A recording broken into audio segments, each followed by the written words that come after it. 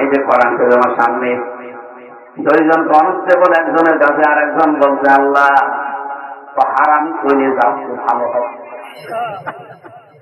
জোরে বলতে চাকরি থাকতো না। আমি যে নিচে বসে আছি, উপরে দুইজন দাঁড়িয়ে দাঁড়িয়ে একজনের কাছে আর একজন বলছে হারামি চলে যাচ্ছে ভালো হবে। কি করিছে বলেন তো? এমনও অফিসে অনেকে চাকরি করছি আমরা, ওপরে যারা আছি আমাদের দায়িত্বে, তাদের কাছে থাকতে কখন যে দিন চলে যায় ঘন্টার পরে ঘন্টা আমার মনে হয় না। তার কথাবার্তারা ব্যবহার আসা এমন ভালো। এমনও মানুষ পেয়েছি নামাজ পড়ে লোকটা রোজা রাখে, কিন্তু অধীনস্থ লোকদের সাথে এমন খারাপ ব্যবহার করে, ওর আচরণ দেখলে গালি গালাজ, মুখের কথা দেখলে মনে হয় আল্লাহ আর কাউকে পাও না তুমি। এত মানুষ দুনিয়া থেকে চলে না, শয়তানকে নিতে পারো না। না, নবীজির শেষ কথা জীবনের এইটা ছিল, আমার মালা কাতাই মানব সাবধান, অধীনস্থ লোকরা কিন্তু অসহায় তোমার কাছে। এখানে যে যে সেক্টরে আছি, যে যে চেয়ারে বসে আছি, আমার নিচে যারা আছে সবাই আমার কাছে দুর্বল, যে কোনো লাইনে হোক। সুতরাং তাদের সাথে ভালো ব্যবহার করা এটা সর্বোত্তম ইবাদত। এই ইবাদতটা বাংলাদেশের অধিকাংশ জায়গায় নেই। কথা বলে না কেন? নামাজের কথা বলছিলাম সাহুন দিয়ে। কেউ যদি সত্যিই নামাজে খুশু তৈরি করতে চায়, তার নামাজে মন তৈরি করতে চায়, তার প্র্যাকটিক্যাল যেটা করতেছে মুখ দিয়ে, ওইটার উপরে তার ধারণা থাকা লাগবে। আমি বলছি কি, ওটা যদি সত্যি আপনার তৈরি হয়ে যায়। হযরতে তালহা তিনিও খুশু আর খুজু নিয়ে নামাজে দাঁড়িয়েছিলেন। আল্লাহু আকবার বলে যখন তেলাওয়াত করছেন আলহামদুলিল্লাহি রাব্বিল আলামিন, পাশে তার বাচ্চাটা খেলা করছিল। পাহাড়ি এলাকা থেকে একটা সাপ এসে বাচ্চাটাকে জড়িয়ে ফেলেছে। ওনার স্ত্রী চিন্তা করছে স্বামী নামাজে আছে, কি করি এখন? আশপাশের মানুষজন ডাক দিয়ে সাপটাকে মারলেন, বাচ্চাটাকে বিপদ মুক্ত করে বসে আছেন। নামাজ শেষ হয়ে গেল, উনি সাজদা শেষ করে সালাম ফিরিয়ে বললেন, কি এতগুলো মানুষ বাড়ির ভেতরে, এত আওয়াজ কিসের? স্ত্রী বলে, আল্লাহু আকবার, স্বামী এই যে ঘটনাগুলো ঘটে গেছে আপনি টের পাননি? হযরতে তালহা বলেন, স্ত্রী নামাজে যখন দাঁড়িয়েছি তখন আমার আল্লাহর সাথে আমার কথা হচ্ছিল। আমি যখন পড়েছি আলহামদুলিল্লাহি রাব্বিল আলামিন, আমার মনে হচ্ছে আল্লাহ যেন জবাব দিচ্ছে, সাদাক্তা ইয়া আবদি, আমার বান্দা সত্য কথা বলছে। আমরা তো এরকম কথা শুনতে পাই নাকি? হ্যাঁ, আমরা শুনতে পাই। অন্য কিছু নামাজের সেজদায় যে একটা আলাদা মজা আছে, এটা খুশু খুশু না হলে আপনি পাবেন না। এই জন্য তো আমরা মাঝে মাঝে নামাজ হারিয়ে ফেলে দেই। কোন মানুষ যদি সত্যি সেজদার ভেতরে যেটা মজা আল্লাহ লুকিয়ে রেখেছে যদি পেয়ে যায়, তামাম দুনিয়া একদিকে দিলে ওকে সেজদা থেকে দূরে সরাতে পারবেন না। 3 বছর আমি ছেলে ফাঁসির কন্ডেম ছেলে দেখেছি। পাশের রুমে যারা অধিকাংশ মানুষকে আমি অনেক মানুষ সেজদা দেওয়া দেখেছি, তারা 2 মিনিট 5 মিনিট না, আধা ঘন্টা 45 মিনিট এক সেজদায় তারা কাটিয়ে দিয়েছে। কিছু যদি না পাবেন, আধা ঘন্টা 45 মিনিট 1 ঘন্টা পড়ে থাকার সেজদায় আপনি যাই দিতে মনে করেন? আপনি তো 1.5 মিনিট থাকতে পারেন না। কখন তাড়াতাড়ি 3 বার সুবহান রাব্বিয়াল আলা বলা হবে, সেই ঠান্ডায় আছে। অথচ 1.5 ঘন্টা পর্যন্ত পড়ে আছে, লোকটার হুঁশ নেই। অবশ্যই কিছু না কিছু সেজদার ভেতরে পেয়েছে।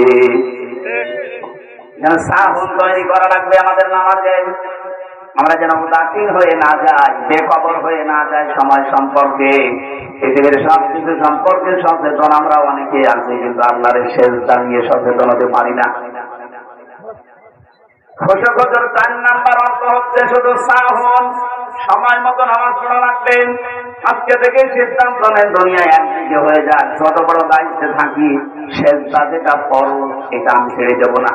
কারণ এইটা বাদ দিয়ে দিলে আল্লাহর আন্ডার থেকে আমি বেরিয়ে যাই। বলেন নাউযুবিল্লাহ। ধ্বংস হয়ে যাবে ওই নামাজিগুলো যারা নামাজে উদাসীন থাকে, খুশু খুজু নেই, নামাজে যেটা পড়ে বোঝে না, আর নামাজ থেকে যে 27টা শিক্ষা আল্লাহ দিতে চায় ওর জীবনে ওটা মেলে না। নামাজের প্রথম শিক্ষাই ছিল কাতার সোজা করো। কি করো? বলেন বলেন। কাতার সোজা করো, এটা নামাজের প্রথম শিক্ষা।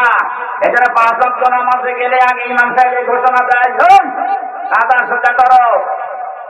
কাবা শরীফে মসজিদে নববীতে যতদিন নামাজ পড়েছি, নামাজ শুরু হচ্ছে তার আগেও ইমাম সাহেব কথা বলছে, কাতার সোজা করো। চিন্তা করেছিলাম যে এত বারবার বলা দরকার কি, এখন দেখি না সব এই কাতার সোজা করো এর ভেতরে লুকিয়ে আছে। কথা বলতেছে কি পেয়েছেন আপনি বলেন তো? আমি যেটা পেয়েছি আশ্চর্য, 257টা রাষ্ট্রের 57টা মুসলমান রাষ্ট্র এখন পৃথিবীতে। আমরা পৃথিবীর জনসংখ্যা হিসেবে 2 নম্বরে আছি, 200 কোটি প্রায়। অথচ আজ আমাদের পাশের রাষ্ট্রে যা হচ্ছে, এমনকি বিশ্বের বিভিন্ন দেশে মুসলমানের ওপরে ইহুদিরা আর এই মুশরিকরা যা আরম্ভ করেছে, এখন নতুন করে খ্রিস্টানরাও শুরু করেছে ইসলামের নাম দিয়ে।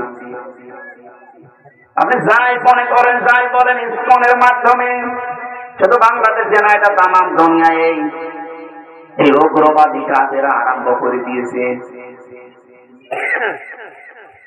যদি আমরা শুধু কাতার সোজা করো এই শিক্ষাটা নিতে পারতাম, আল্লাহর কসম আমাদের যে ষড়যন্ত্র করতে প্রতিবেশীরা এমনি বন্ধ করে দিত।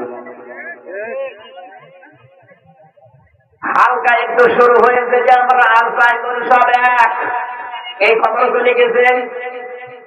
গত 5 দিনের আপনি টকশো দেখেছেন, 7 জন হিন্দুর আমি একটা টকশো দেখলাম 45 মিনিট। ওদের ভেতরে এমন একটা ভয়, না জানি আবার 7 সিস্টার আলাদা হয়ে যায় কিনা। ডক্টর ইউনূস শুধু একটু ট্রান্স দিয়েছিলেন যে দেশ যদি বাংলাদেশ না থাকে 7 সিস্টার থাকবে না। এই ভয় সে কবে দিয়েছে? 3 মাস আগে, এখনো সে ভয় যায়নি। ওরা সারা জীবন আমাদেরকে শুনিয়ে আসছে যে পাকিস্তান থেকে আমরা তোমাদেরকে আলাদা করে দিয়েছি, এই জন্য আমরা তোমাদের বন্ধু। এই জন্য ওরা আমাদের কি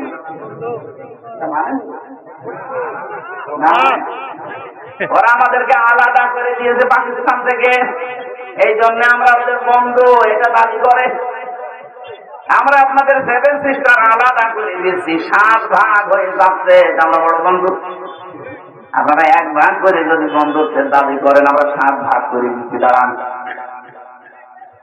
এই ভয় এখন জড়সড় হয়ে গেছে। 7 জনের মুখের দিকে তাকিয়ে দেখলাম ওদের সব একই কথা। কেন করবে সবাই মুখে এই কথা? কেন করবে? এত ভয় কেন? এদেশের মানুষ যাই করুক, যত খারাপ হোক, আজ পর্যন্ত বাংলাদেশে কোন মানুষ মন্দির ভেঙে মসজিদ বানিয়েছে আমি দেখিনি, শুনিওনি। অথচ এখনো পর্যন্ত ভারতে বিভিন্ন জায়গায় নাকি রাম মন্দির ছিল, এই নাম নিয়ে মসজিদ ভাঙতেছে।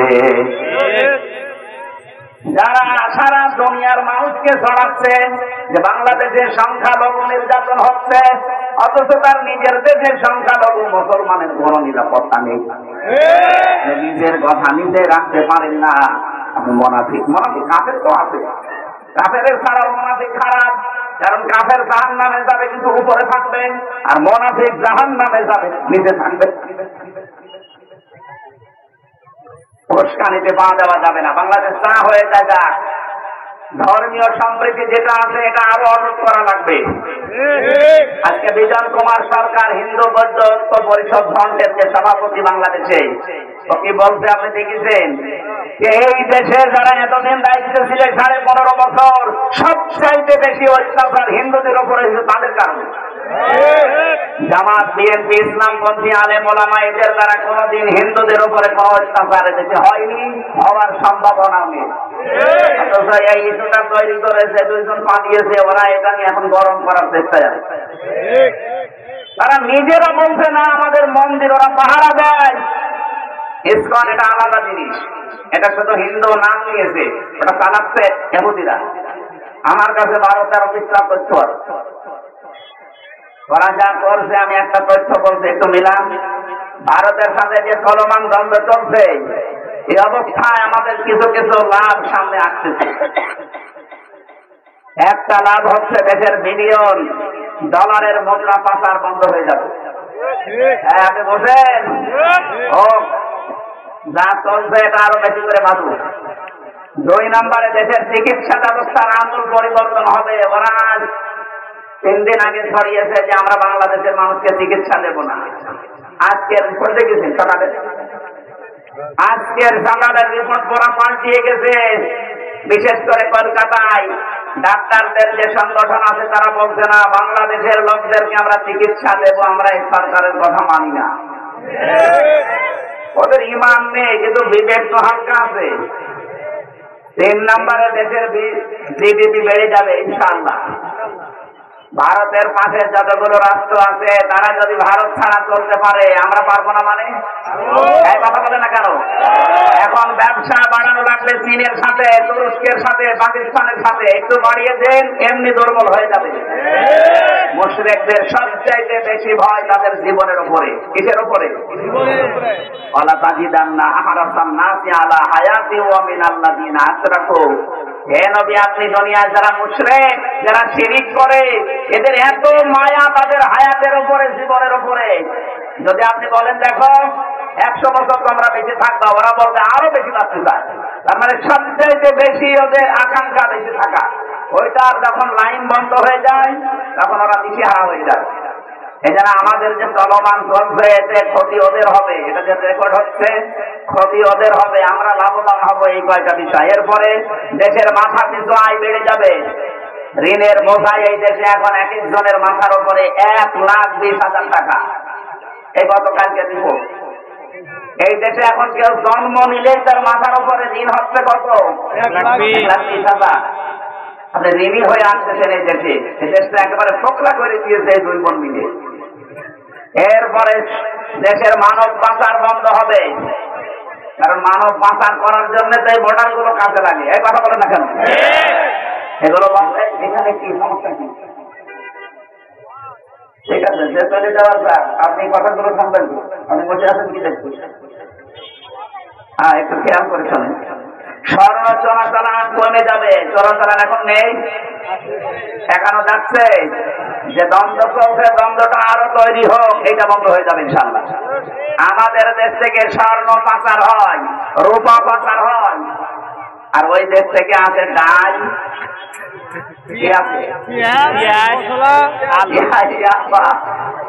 আরে ভাই, ডাল যে মসুরের ডাল হলে তো হয়। কি ডাল উল্টো পাল্টা আছে। একটা বস্তিয়া সদর থানায় আমি অফিসার যে সময় পড়াতাম, যে দেখছি একজনকে পিটান, কার এর পিটান, ওদের ডাল খায়। আরে তাকে কি ডাল খাওয়া যাবে না? কোন দেশে আসলাম? এই ডাল আপনি বসবেন না, এটা অন্য ডাল। পরের জন্য আমার ফ্যান্সি ডাল খায়। এরপরে ইয়াবা ফেন্সিডিলের আগমন কমে যাবে। দেশের পর্যটন শিল্পের উন্নয়ন ঘটবে ইনশাআল্লাহ। আমরা কত টাকা খরচ করে এই বিভিন্ন জায়গায় যাচ্ছি ভারতে দেখতে, ওগুলো সব মুসলমানই বানিয়েছিল। ওইগুলো এখন শুনছে তাজমহল পর্যন্ত ভেঙে দেবে। আজমির শরীফ ওরা এখন দাবি করছে নিচে মন্দির ছিল, এটা ভেঙে মন্দির বানাবে। একটা মানুষ আমাদের সাম্প্রদায়িক উস্কানি দেন, নিজের দেশে কি করছেন সংখ্যালঘুদের সাথে? পৃথিবীর নিকৃষ্ট জাতি হিসাবে আপনারা পরিগণিত হচ্ছেন, আরো হবেন।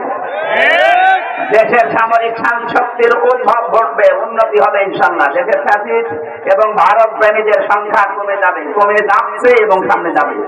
জনগণের মধ্যে আরো ঐক্যবদ্ধ দৃঢ় প্রতিজ্ঞা তৈরি হবে, হচ্ছে না? যত ওরা ঝামেলা করছে তত বেশি দেশে এক হয়ে যাচ্ছে। আলু পেঁয়াজ সহ সকল ভারত নির্ভর আমদানি পণ্যের উৎপাদন বৃদ্ধি পাবে এবং স্বয়ংসম্পন্নতা অর্জনের ক্ষেত্র তৈরি হবে বাংলাদেশে। পাকিস্তান থেকে চিনি আসতেছে, তুরস্ক থেকে আসতেছে, চীন থেকে আসতেছে। ওদের মাথায় আগুন ধরে গেছে যে শুরু করেছে কি? ডক্টর ইউনূসের এটা মাথা না, এটা কিন্তু কম্পিউটার। আপনি টের পাচ্ছেন না তাই। এরপরে বিকল্প আমদানির পথ প্রশস্ত হচ্ছে এবং হবে, এবং দেশের প্রতি সবার একটা আত্মনির্ভরশীলতা বাড়তে থাকবে ইনশাআল্লাহ। আর আমাদের ক্ষতি হবে কি? আমাদের ক্ষতি বড় প্রতিবেশীর সাথে সম্পর্ক খারাপের কারণে সাময়িক সময়ের জন্য দেশের অর্থনৈতিক অবস্থা ভালো থাকবে না, ঠিক আছে। এতে জিনিসপত্রের দাম কিন্তু বেড়ে যাবে। আমাদের ধৈর্য ধারণের সময় এখন সামনে। বেশি কঠিন রোগী থাকলে চিকিৎসার কিছুটা ব্যাঘাত ঘটবে। এটা সাময়িক, আস্তে আস্তে আমরা উন্নতি লাভ করবো ইনশাল্লাহ। ভারত হয়ে যে সমস্ত দেশে ভিসা নিতে হয় তাতে বাধা প্রাপ্ত হওয়া লাগবে কিছুদিন, আস্তে আস্তে ঠিক হয়ে যাবে। দেশে ভারতের দালালরা ব্যাপক ভাবে মনে কষ্ট পাবে, এটা তো চাচ্ছি আমরা নাকি? আমি যে ইসকনের নাম বলছিলাম এটা শুধু হিন্দুদের নাম না ভাইরা, এদেশে যারা 4 ভাগ হিন্দু আছেন আপনাদেরকে আমরা শত্রু মনে করি না। তাহলে এই দেশে একজন হিন্দুকেও আমরা হিন্দু থাকতে দিতাম না, জোর করে মুসলমান বানিয়ে ফেলতাম। আজকে যেটা হয়েছে হিন্দু অনেক কম কর্মকার, ওকে আমরা কেউ কি জোর করেছি? কেউ কি বলেছি? গত পরশু দিন হয়েছে প্রায় 2 জন, এর আগে 12 জন, এর আগে 3 জন। এই স্বাধীনতার পর থেকে আমার মনে হয় 45 জনের উপরে মুসলমান করলাম আমি। কই একটাকে তো জোর করার আগে নাই, একে তো আমি পড়ানো পড়তে দেইনি। যশোরের এক কলেজের অধ্যাপককে বলেছিলাম আমার ধর্মীয় গ্রন্থটা হালকা পড়েন আপনি। আমি 3 মাস পরে আপনাকে জিজ্ঞাসা করবো পড়েছেন কিনা। 3 মাস পরে দেখি নিজের থেকে মুসলমান হয়ে গেছে। সুতরাং এই অস্থিতিশীল পরিবেশ করার জন্য যা আরম্ভ করেছেন, আপনাদেরকে আমরা এই ফেসবুকের যে মিথ্যা তথ্যগুলো প্রপাগান্ডা বিশেষ করে উস্কানি দিচ্ছে, ওখান থেকে বসে বসে তারা কারো উস্কানিতে ফাঁদে পা দেবেন না। এটা কিচ্ছু হয়নি, কিছু হবেও না ইনশাআল্লাহ। সত্যি যদি আমরা এক থাকতে পারি, এখন যেমন দেখছি সব এক হয়ে যাচ্ছে, শুধু ওই জালেমরা বাদ দিয়ে এদেশটা আবার দাঁড়িয়ে যাবে ইনশাআল্লাহ। দেশপ্রেম যদি কারো ভেতরে না থাকে ওটা মানুষ না। কালকে রিজভী সাহেব দেখেননি, ওনার বর শাড়ি পর্যন্ত পরিয়ে দিয়েছে। বাইরে বিশেষ করে যারা শত্রু এত বড়, এদের সাথে আর ওদের শাড়িও পরবো না, দরকার হয় ন্যাংটা হয়ে থাকবে। নবীজি যেদিন নিজে চলে যাচ্ছিলেন ওই দিন কিন্তু বারবার মক্কার দিকে তাকিয়ে বলছিলেন, কাবা খুব আশা ছিল তোমাকে জড়িয়ে ধরে থাকবো, তোমার সেবা করবো, কিন্তু তোমার নিষ্ঠুর সন্তানকে আমরা থাকতে দিল না, কিন্তু আমি তোমাকে ভালোবাসি। দেশের প্রেম অধিকাংশ মানুষের ভেতরে এই 15.5 বছর আমরা দেখতে পাই। ব্যবহার করে সব বাইরের জিনিস আর নাম দেয় দেশপ্রেম। আপনি তাকাননি যখন বক্তব্য দিত, গায়ের শ্বাস বিদেশি, পায়ের জুতা বিদেশি, প্যান্ট বিদেশি, মাথায় যে শিরোনি দিয়ে আঁচড়িয়েছে ওই শিরোনি বিদেশি, টুথপেস্ট যেটা ওইটা বিদেশি, গলায় চেন দিয়েছে ও বিদেশি, বিয়ে করেছে বিদেশি, ছেলে মেয়ে বিদেশি, আর দাবি করে আমি দেশি। কথা বলছে না সাথে মাতাল হয় তাহলে ঠিক আছে, ওরা কিন্তু ষড়যন্ত্র থামিয়ে বসে নেই, ওরা চালাচ্ছে ষড়যন্ত্র। আমরা মোকাবেলা করার জন্য ঐক্যবদ্ধ শক্তি দরকার, আর কিচ্ছু লাগবে না। শুধু এক হয়ে থাকতে পারলে তাম দুনিয়া এক হয়ে গেলেও বাংলাদেশের কিচ্ছু হবে না ইনশাআল্লাহ। দরকার সব মারা যাবে, 18 কোটি মানুষ এখানে কবর হয়ে যাবে। এইটা দরকার নতুন রাষ্ট্র হোক, তারপরও কারো গোলামি করা আমাদের দ্বারা সম্ভব না। নামাজের প্রথম এই শিক্ষাটা নামাজ দিয়েছিলেন, কাতার পূজা করো মানে কি সব এক হোক। কথা বলেন না কেন? নামাজে দাঁড়ানোর পরে কেউ কি বলে ওই বিএনপি করে পেছনে কাতারে যা বলে, ওখানে যেমন সব এক হয়ে গেছেন, একটা বিধান পালন করবেন। তাই কয়টা বিধান? কি সেজদা, কি সেজদা দেওয়া লাগবে, এই জন্য সবাইকে বলছেন এক হয়ে যান, সব কাটা সোজা করে। এখান থেকে একটা বিধান পালন করবেন, এরকম বিধান এখনো আছে 500। কত? পরিবারে, সমাজে, রাষ্ট্রে 500 বিধান এখনো ছড়িয়ে আছে। ওইগুলো যদি সত্যি আমরা এই দেশে কায়েম করতে চাই, এরকম সব নামাজের কাতারের মতো এক হওয়া লাগবে। আল্লাহ এই শিক্ষাটা যদি কেউ না নিতে পারে, সেই নামাজের জন্য ধ্বংস বলে নাউযুবিল্লাহ। এজন্য আপনি নামাজ পড়ে করবেন কি, যদি এই 4টা শিক্ষা নিতে না পারেন, নামাজে যা পড়বেন দাঁড়িয়ে ওইটা বুঝতে হবে, নামাজে মন থাকা লাগবে, নামাজে খুশু খুশু পয়দা করবেন, আনন্দ পাবেন, আর নামাজের এই 27টা শিক্ষা বাইরে নিয়ে যাবেন। তাহলে নামাজ পড়লে আল্লাহ নিজে আপনাকে পাহারা দেবে। জোরে বলুন সুবহানাল্লাহ। মানে নামাজ যারা পড়ে না তাদের তো সমস্যা, নামাজ পড়েও সমস্যা যদি এই শিক্ষাগুলো আমরা না নিতে পারি। আল্লাহ আমাদের কবুল করুন। বিভিন্ন পীরের নাম নিয়ে যারা নামাজ পড়েন না, বলেন যে নামাজ কালাম লাগে না, এটা একটা টাটকা ভণ্ড। নবীজির মতো মানুষ যদি জীবনের শেষ কথাই বলতে পারে আসসালাত, উম্মতেরা যা করো নামাজ পড়বা, নামাজ পড়বা মানে নামাজের শিক্ষা নিবা। 2 নম্বরে ওমা মালাকাত আইমানুকুম, দায়িত্বশীল যারা আছো অধীনস্থদের সাথে ভালো ব্যবহার করবা। বিশ্বনবীর চরিত্রে পড়ে দেখেছি তার বাড়িতে একটা ছেলে এসেছিল হযরত সাইদ। তার স্ত্রী হযরত খাদিজাতুল কুবরা বাজার থেকে মাংসের সময় গরু ছাগলের মতো কেনা বেচা হতো। উনি কিনে আনলেন বাচ্চাটাকে, অনেক দেরহাম দিয়ে কিনেছিলেন, কারণ চুরাই মাল ছিল। একজন চুরি করে এনে বাচ্চাটাকে বিক্রি করে দিয়েছিল। হযরত যায়েদকে নিয়ে নবীজির স্ত্রী খাদিজাতুল কুবরা তার স্বামীকে বললেন, আপনার খেদমতে দিয়ে দিলাম। 7 দিন হয়ে গেছে। 7 দিন পরে তার বাবার চাচা এসে বলে, মুহাম্মদ সাল্লাল্লাহু আলাইহি সাল্লাম, জানতে পারলাম আমাদের সন্তান যায়েদ আপনার কাছে আছে, আপনি দিয়ে দিন আমাদেরকে। নবীজি বললেন, দেখে চাই, আমি বাধা দেব না, কিন্তু যায়েদ যদি চিনতে না পারেন, যেতে না চাই, জোর করে আপনারা নিয়ে যেতে পারবেন না। বাবা বললেন, হ্যাঁ আপনি অবশ্যই যুক্তিপূর্ণ কথা বলেছেন, নিয়ে আসেন যায়েদকে। হযরত যায়েদ কাছ থেকে আসলেন, বাবার চাচা দেখে জড়িয়ে ধরেছে, ডাক দিয়ে বলে, যায়েদ এদেরকে চেনো? বলে, হ্যাঁ এটা আমার চাচা, এটা আমার বাবা। আর দুইজন বলছে, বাড়ি চলো, তোমার মা কান্নাকাটি করছে, বাড়ির সব কিছু তোমার দিয়ে দেবো, কেন পালিয়েছো বাড়ি থেকে? হযরত যায়েদ বলে, বাবা বাড়িতে আর কি আছে আপনার? ওইটুকু সম্পদ না, তামাম দুনিয়া যদি আপনি আমারে দিয়ে দেন, এই লোকটার কাছে 7 দিন আমি আছি মাত্র, এই 7 দিনে যা পেয়েছি তামাম দুনিয়া দিলেও এই লোকটাকে ছেড়ে যাওয়া যায় না। কি আচরণ পেয়েছিলেন অধীনস্থ মানুষের কাছে বলেন তো? আমাদের আচরণটা যদি এরকম তৈরি হতো, এ বাংলাদেশ একটা মিনি জান্নাত হয়ে যেত। ওপরে যারাই আমরা আছি, আমি শুধু আপনাদেরকে না, আমি নিজেও, কারণ আমার আন্ডারে তো কয়েকজন কাজ করছে। যারাই আছে আমাদের আচরণ গুলো এমন তৈরি করা দরকার, নিজের মানুষগুলো যেন আমাকে হারিয়ে ফেললে কান্নাকাটি করে। কথাটা গুরুত্বপূর্ণ, এই জন্য নবীজি জীবনের শেষ কথা হিসাবে এটা বলেছিলেন। আমি যেহেতু নামাজের কথাটা নিয়ে শুরু করেছিলাম, নামাজ যারা পড়েন না, যারা উল্টা পাল্টা ফতোয়া লাগান, এই সমস্ত আয়াতের মিনিং করতে চান, কি আপনি কি খুঁজে পাবেন? পেটে বম মারলে একটা শব্দের 5টা অর্থ বলতে পারবেন আপনি। গান বাজনা আরম্ভ করেন আর বলে এগুলো গান যে হারাম, কোরআনে নেই। গান হারাম কোরআনে নেই মানে আপনি কোরআন পড়তে পারেন? আজকে সূরা লোকমান পড়লাম 6 নম্বর আয়াতে, গান বাজনা শুধু না, অনর্থক কোন কথাবার্তা বলা হারাম।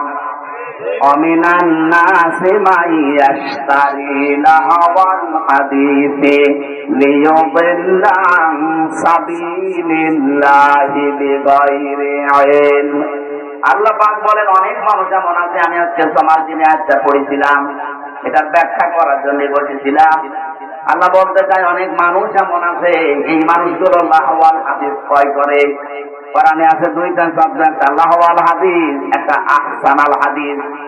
আহসানাল হাদিস বলা হয় কোরআনের বাণীগুলোকে, আর লাহওয়াল হাদিস বলা হয় কোরআনের বাইরে যা আছে ওই বানানো অনর্থক কথাকে।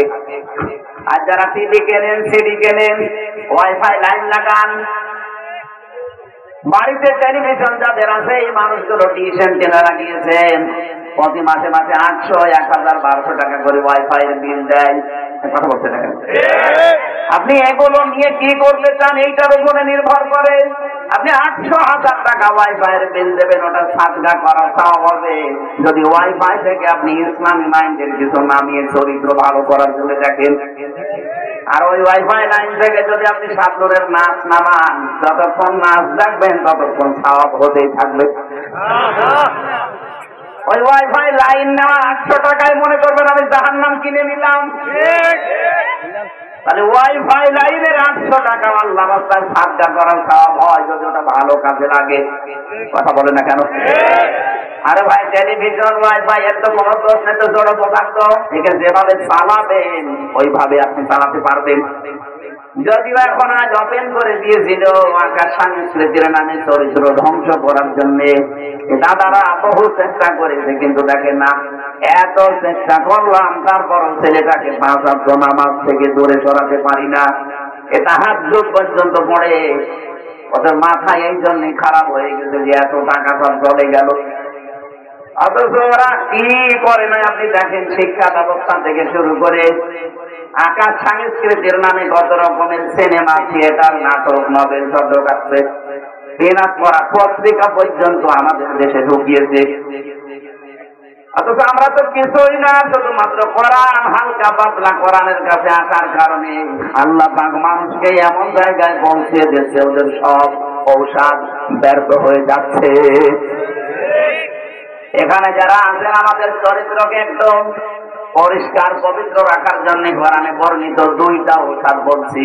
বিবাহিত যারা আছেন অনেকে এই প্রশ্ন করেন, হুজুর বিয়ে করেছিলাম প্রথম 1-2 বছর ভালো হয়ে গেছে, 4-5 বছর হয়ে গেল, এখন আর ভালো লাগে না, এক তরকারি কতদিন খাবো?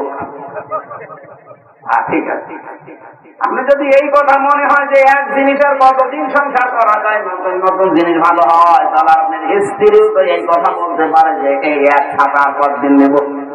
কথা বলেন না কেন? তারও তো নতুন নতুন জিনিস ভালো লাগার কথা। এখানে যে রোগটা আমাদের বাসা বেঁধেছে, আল্লাহ 1500 বছর আগে এই রোগের ঔষধ দুইটা দিয়ে দিয়েছে। আমি সহ প্রত্যেকে যদি এই দুইটা ঔষধ এখন থেকে খেতে পারি, দেখবেন আপনার নিজের স্ত্রীর প্রতি আপনার আকর্ষণ বাড়বে, পর স্ত্রীর প্রতি আকর্ষণ আস্তে আস্তে ঘৃণা তৈরি হবে। সূরা নূর 30 নম্বর আয়াত। ব্যাখ্যা সহ বলতে গেলে তো সময় নেই, তাফসীর আপনারা বাড়িতে বাংলাটা পড়ে নেবেন। সূরা নূর 18 নম্বর পারা 12 নম্বর পৃষ্ঠা 7 নম্বর লাইনে 30 নম্বর আয়াত। কত নম্বর? আরো ধরে বলেন। 2 নম্বর আয়াতটা আছে সূরা আহজাব 22 নম্বর পারার 1 নম্বর পৃষ্ঠা 3 নম্বর লাইনের 32 নম্বর আয়াত। এটা তাফসীরে খাজেন, বাংলা পাওয়া যায়, লিখে নেবেন। আল্লাহ পাক বলেন, প্রথম দলিল বলছি, উল্লিল মুমিনিনা ইয়াগুযু মিন আবসারিহিম ওয়া ইয়াহফাযু ফুরুজাহুম যালিকা আযকা লাহুম ইন্নাল্লাহা খাবীরুম বিমা ইয়াসমাউন। এই ওষুধ লাগবে এখন। আল্লাহ বলেন, মুমিন পুরুষ যারা তাদেরকে বলেন, পর নারী দেখলে যেন তারা চক্ষু নিম্নগামী করে। যদিও এটা এত সহজ না যত সহজ আমি বলে ফেলছি। শয়তান তার বসে নেই, ও জান হিসাবে ওদেরকে ব্যবহার করবে, ওই জানের চোখ দেওয়া যাবে না। সুতরাং নিজের চরিত্রকে যদি সংশোধন করতে চান, পবিত্র রাখতে চান, নিজের জায়েজ স্ত্রী বাদ দিয়ে আর 14 জন মহিলা বাদ দিয়ে পৃথিবীর কোন নারীর দিকে লোলুপ দৃষ্টি নিয়ে তাকানো যাবে না। দেখলেই চোখ নিচের দিকে করা লাগবে। কয়জনের নাম বললাম? বলেন বলেন। তাহলে কি ঘুমাচ্ছেন না? একজন হচ্ছে আপনার নিজের মা, এর প্রতি খারাপ ধারণা আসা সম্ভব। 2 নম্বরে নিজের আপন বোন, এটা 3 নম্বরে নিজের আপন মেয়ে, 4 নম্বরে নিজের আপন ফুফু, 4 নম্বরে নিজের আপন খালা, এরপরে নিজের ভাইয়ের মেয়ে, বোনের মেয়ে, নিজের পুত্র বধূ যেটা ছেলের বউ। এরকম 14 জনের নাম সূরা নিসার 21 নম্বর আয়াতের তাফসীরে আছে। এই 14 জন বাদ দিয়ে পৃথিবীর যে কেউ হোক, যত সুন্দরী হোক, যত লাবণ্যময়ী হোক, সামনে পড়লে আপনার যদি ঈমান থাকে আপনি চোখ নিচু করবেন। যদিও শয়তান আপনাকে বিভিন্ন জিনিস দেখাবে, একটু একবার তাকালে কি হয় না, একবার তাকালে 2 বার তাকাতে শয়তান মাত্র করবে। কথা বলছে না কেন? যেন আল্লাহর প্রথম সাথে এটা 14 জন বাদ দিয়ে যার দিকে চোখ পড়বে, মন যদিও চাইবে না কিন্তু শব্দ করে চোখ নিচের দিকে করবি। 2 নম্বরে তো লজ্জায় স্থান হেফাজত করার চেষ্টা চালাবি। এই 2টা আল্লাহ পাক বলেন যালিকা আযকা লাহুম, এটা পবিত্র হওয়ার একেবারে নিকটতম পন্থা। আমরা এই 2টা লাইনে হাঁটি না। একটা লোক এরকম প্রশ্ন করেছে যে আমার নিজের জায়েজ স্ত্রী আমার ভাল লাগে না, অথচ অন্যের স্ত্রী তো আমার মতো, দেখলে কেমন যেন মন ছুটে যায়, এমনি যায় না। যখনই কোন পরনারী দেখবেন চোখ নিম্নগামী করবেন। যদি আপনার মনে চায় যে একটু দেখি উলঙ্গ নাচ দেখি না, আমার লজ্জার স্থানে হেফাজত করা লাগবে, সম্ভব না। পরকীয়া প্রেমে আমার মন আছে, যদি মনে হয় যে একটু লাইন ধরি না কেন না, কারণ একটা সংসার ভেঙে দেওয়া আর তামাম দুনিয়া ধ্বংস করে ফেলা সমান। না পরকীয়া প্রেমে সেটাই বন্ধ হয়ে গেছে। এভাবে আপনাকে আমি মাত্র 15 দিন এই ঔষধটা খেতে বলছি।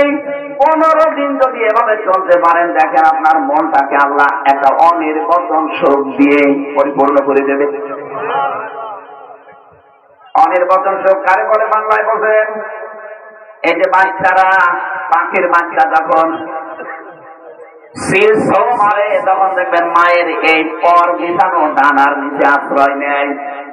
কোরআনে কারিমে সূরা বানি ইসরাঈলের 23-24 নম্বর আয়াতে উদাহরণটা দিয়েছেন, অখফিজ লাহুমা জানাহাদ-দুল্লি মিনার রাহমা।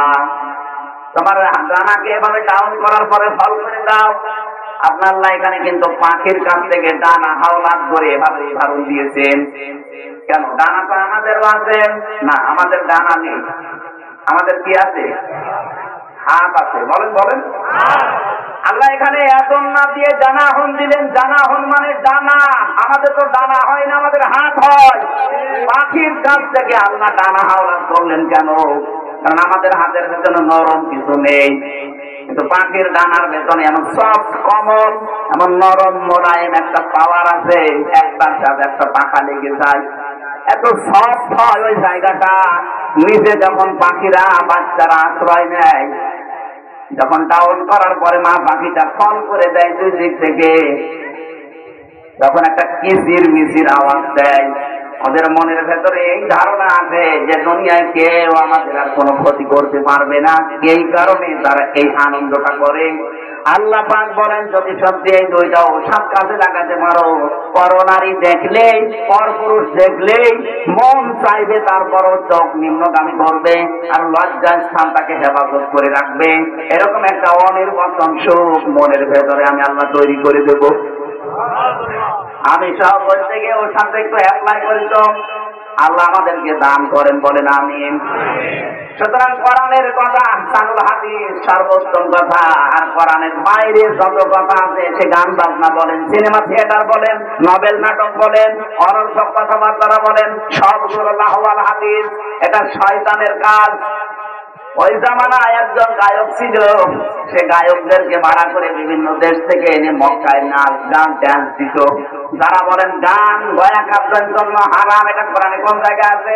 এদিকে আছে। কানের নিচে 2টা রশি সাহেবকে থাপ্পড় দিয়ে তারপরে দেখা। লাহওয়াল হাদিস মানে গান, যেটার কোনো অর্থ নেই, যে সমস্ত কাজ কারবার মানুষের খালি সময় নষ্ট করে। এখানে আব্দুল্লাহ ইবনে মাসউদের বর্ণনা তাফসীরে ইবনে কাসিরে পড়লাম, উনি বলতে লাহওয়াল হাদিস মানে গান। লাহওয়াল হাদিস মানে কি? গান মানে আপনি আল্লাহকে নিয়ে, রাসূলকে নিয়ে, সৃষ্টি জগৎকে নিয়ে বলবেন এই গান না। এমন এমন গান আপনি বানিয়েছেন যে গানের দ্বারা মানুষের চরিত্র ধ্বংস হয়। এই যে মমতাজের গান, কি আছে বলেন? ফেটে যায় জোড়া দিয়া বুঝ দিলে কি ফেটে যায় আপনার বলে বলেছেন? এরকম গানের কথা বলতে লাহওয়াল হাদিস। আমি মানে আসরের নামাজের 1 মিনিট আছে, আসরের নামাজ পড়া দরকার। নামাজটা পড়ে নি, তারপরে এটা শুরু করি।